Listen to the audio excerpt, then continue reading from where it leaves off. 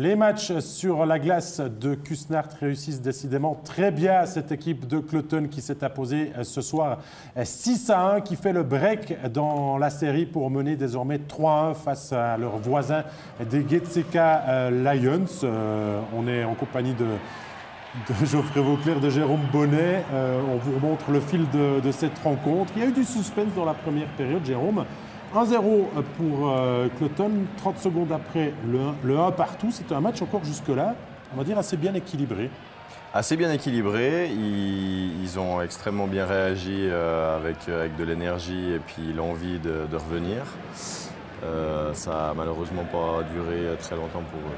Oui, mais ils ont eu le mérite d'y croire et de se donner les moyens. Geoffrey, cette égalisation est bien faite et contredit, on va dire, l'arrière-garde de Cloton. Alors là, l'arrière-garde de Cloton, vraiment pas à son avantage. Il laisse une passe dans la zone centrale un peu trop facile. Et derrière, le rebond, il y a 3 ou 4, on voit, joueurs de Cloton qui sont un petit peu trop à l'arrêt, qui n'ont pas de réaction pour reprendre ce rebond. Et le joueur de Getse ne se fait pas prier pour mettre ça au fond. Voilà, ils ont pas super bien commencé, Cloton. Après, comme l'a dit Jérôme, on verra que ça allait un petit peu mieux.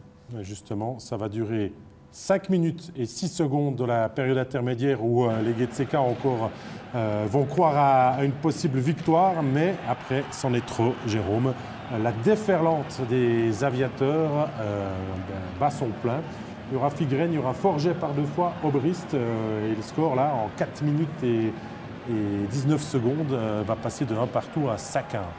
Ça leur a fait du bien, surtout celui-là qui est en situation spéciale. On en parlait au début du match. Et ils nous ont prouvé que ça ne reflétait pas forcément leur niveau avant ce soir. Et là, Forget, Geoffrey, il peut s'y reprendre 3-4 fois. Le gardien au sol, mais où est la défense alors? Surtout, je vois la force de caractère, l'envie de marquer de Forget, malgré quand même, c'est un gars qui a un certain âge, on ne va pas dire son âge, mais je veux dire, c'est un mec qui rend de fiers services à Cloton et on voit là-dessus l'agressivité qu'il met sur ce goal. Et là, bon, aussi les joueurs de Getse, comme dirait Stéphane Rochette, un peu dans le bac à sable. Ouais, mais alors comment on explique ça, Jérôme Bonnet, tout d'un coup comme ça on prend l'eau? C'est le 2-1, le 3-1 qui met derrière un coup derrière la nuque et puis on n'arrive plus à répondre?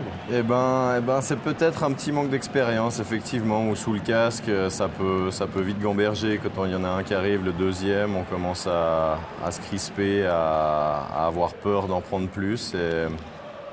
C'est peut-être le manque d'expérience. Ouais, un manque d'expérience qui se voit un beau aussi. Cadeau aussi, là. Ouais. C'était un rare lance, un véritable cadeau. Geoffrey, je vous enlève le mot de la bouche là, pour ramener le score à 5-1 après 40 minutes de jeu. Cloton n'avait pas besoin de ça. Le pauvre jeune homme, je ne pense pas qu'il va être content de se revoir à la vidéo. Là, c'est jamais plaisant. Ça nous est tous arrivé de faire une passe comme ça, mais peut-être que quand moi je jouais, il n'y avait pas encore de caméra.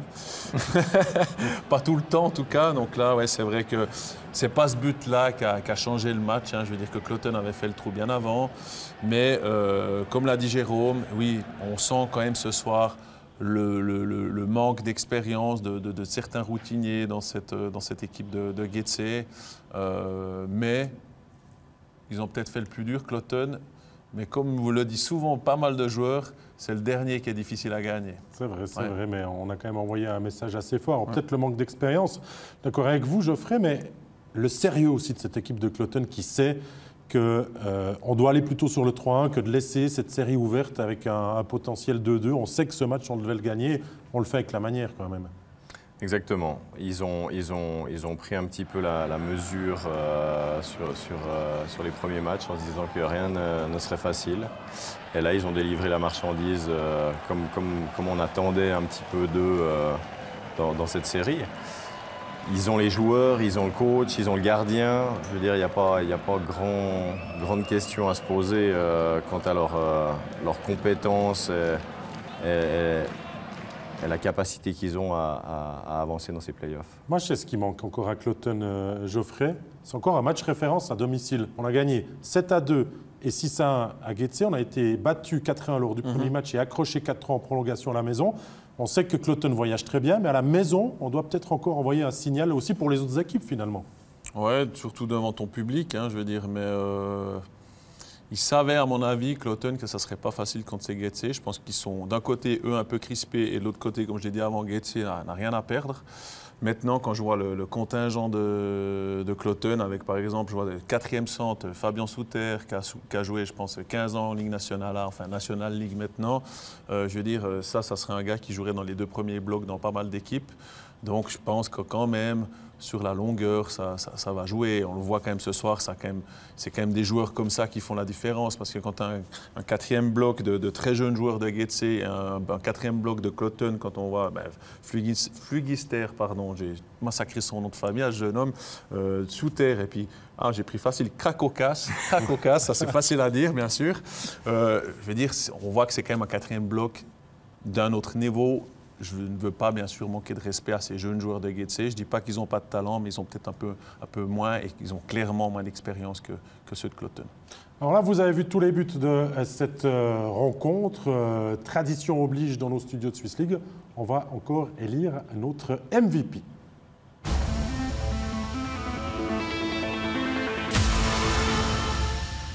Auteur de 2 buts ce soir, il a grandement aidé les siens à aller vers ce succès 6-1. On parle bien sûr de Dominique Forget.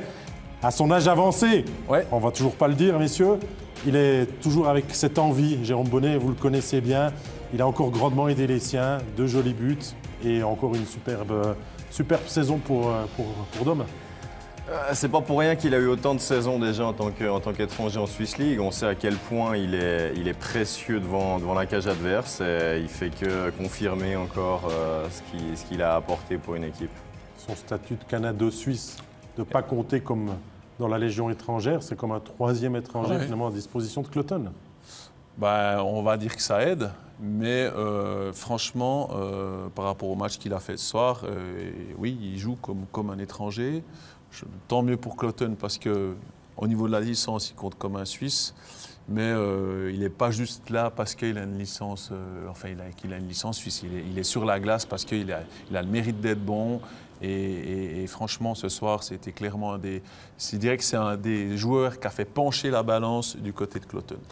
Allez, on ne reste qu'à vous récapituler ce qu'il s'est passé dans les 4 matchs au programme de ce soir. La victoire, donc vous l'avez suivi en notre compagnie de Cloton à Getse et le 3-1 dans la série. 9-3 le score final au Mélèze pour le HC Ajoie qui lui aussi se rapproche peut-être des demi-finales avec ce score fleuve. 4-1 pour Langenthal qui continue d'écrire cette belle histoire de ces quarts de finale en malmenant le 3e de la saison régulière.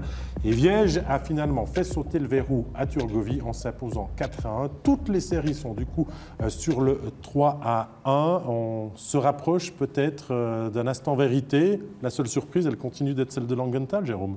Il continue et je n'ai pas l'impression qu'il veut s'arrêter là. Ils ont, j'imagine, la confiance maintenant. Ils ont compris qu'ils pouvaient régater contre cette équipe. Ça va être compliqué pour Holton. Oui, ça c'est sûr. Il faudra réagir et gagner tous les matchs pour les souris pour encore espérer voir le dernier carré. Merci beaucoup Geoffrey Vauclair. Merci beaucoup Jérôme Bonnet. Merci. Merci aussi à la régie, à toutes les personnes qui ont œuvré pour le bien de cette émission. On a passé une très bonne soirée. On vous donne rendez-vous vendredi 19h25 pour une nouvelle aventure dans ce championnat de Swiss League. Merci. Passez une très bonne soirée. Bye bye.